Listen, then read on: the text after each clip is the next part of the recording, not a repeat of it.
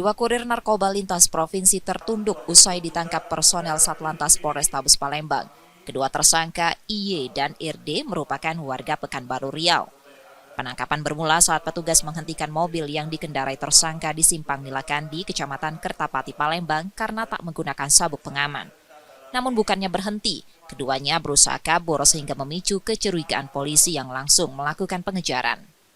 Setelah dihentikan, petugas memeriksa kendaraan secara menyeluruh dan menemukan 2 jenis narkoba. Dari hasil penggeledahan, polisi menyita 2.472 butir pil ekstasi dan 2 kg sabu yang disembunyikan di dalam mobil. Berdasarkan pemeriksaan, narkoba tersebut dibawa dari Pekanbaru dan rencananya akan diserahkan ke seorang bandar di Palembang.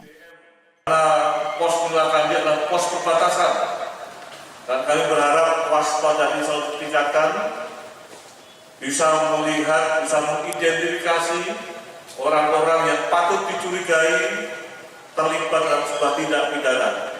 Dengan demikian keberadaan pos Nilakandi, pos lalu lintas betul-betul bisa membantu rekan-rekan satuan operasional Sat Narkoba maupun Satreskrim dalam menindak pelaku tindak pidana yang ada.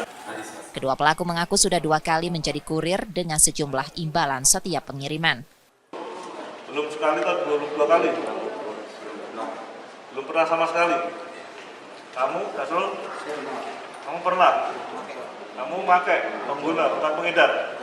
Ditahan di mana dulu? Di Pekanbaru.